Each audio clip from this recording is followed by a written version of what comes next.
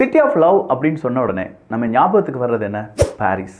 பாரிஸை பொறுத்த வரைக்கும் வாவ், நிறைய பேருடைய ஹனிமூன் ஸ்பாட்டாக இப்போதும் இருப்பது பாரிஸ் தான். ஆனால் இந்த பாரிஸுக்கு சிட்டி ஆஃப் லவ் அப்படிங்கிற இந்த பெயர் வருவதற்கான காரணம் என்ன?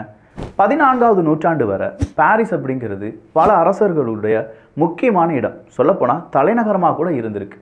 ஆனால் 19வது நூற்றாண்டில் பாரிஸில் நிறைய பேர் அவங்களுடைய வாழ்க்கைக்காக இடம் மாற ஆரம்பிச்சிருக்காங்க. ஏன்னா தலைநகரமாக இருந்த இடம், நிறைய வசதிகள் இருக்கக்கூடிய இடம், நிறைய அரசர்கள் இருந்த இடம் அப்படின்னு சொல்லி 19வது நூற்றாண்டில் அங்கங்கே இருந்த மக்கள் எல்லாமே பாரிஸ்க்கு வந்து குவியிறாங்க.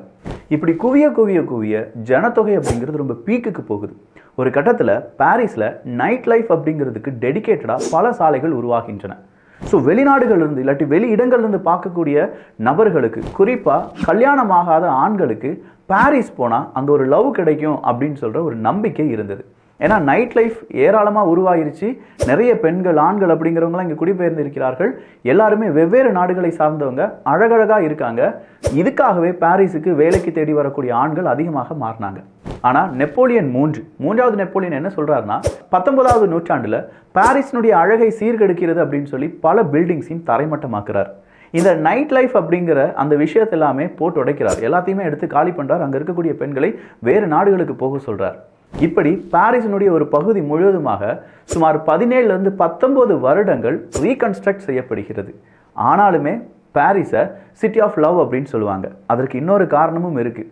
இந்த பாரிஸில் தான் ஃபேஷன் ஷோவாக இருக்கட்டும் 1700லேருந்து ரன் ஆகிட்டு இருக்கு. இந்த சிட்டியில் தான் முதல் முறையாக street light, gas street light இருந்தது என்பதும் குறிப்பிடத்தக்கது. எல்லா இடங்களிலுமே எலக்ட்ரிசிட்டி பேஸ்டான ஸ்ட்ரீட் லைட் வரும்போது அதை ஃபுல்லாக அடாப்ட் பண்ணது பாரிஸ் தான் என்பதும் குறிப்பிடத்தக்கது. இந்த இடத்துல நான் கேஸ் ஸ்ட்ரீட் லைட்டை பாரிஸில் பயன்படுத்தினாங்க, இரவு முழுவதுமாக ஜெகஜோதியாக இருக்கும் அப்படின்னு சொன்னேன் பார்த்தீங்களா? இதற்கும் நம்ம கவுண்டமணி செந்தில் அவர்களுடைய ஜோக் இருக்குது தெரியுமா? பெட்ரோமேக்ஸ் லைட்டே தான் வேணுமா அப்படின்னு சொல்கிறார். இதற்கும் ஒரு சின்ன தொடர்பு இருக்குது. யாருக்காவது தெரியுமா? தெரிஞ்சவங்க கீழே கருத்துக்கள் சொல்லுங்கள். தெரியாதவங்க சிட்டி ஆஃப் லவ் அப்படிங்கிற கமெண்ட்டை கீழே போடுங்க. பாரிஸை பொறுத்த வரைக்கும் ஃப்ரெஞ்ச் லாங்குவேஜ் தான் ரொம்ப ரொமான்டிக்கான லாங்குவேஜ் அப்படின்னு சொல்லப்படுது. அங்கே இருக்கக்கூடிய ஆர்கிடெக்சர், இது எல்லாம் சேர்ந்து தான் சிட்டி ஆஃப் லவ் அப்படிங்கிற பெயர் பாரிஸுக்கு கிடைத்தது. ஸோ இதே மாதிரி வித்தியாசமான தகவலுக்கு நம்மளை ஃபாலோ பண்ணிக்கோங்க.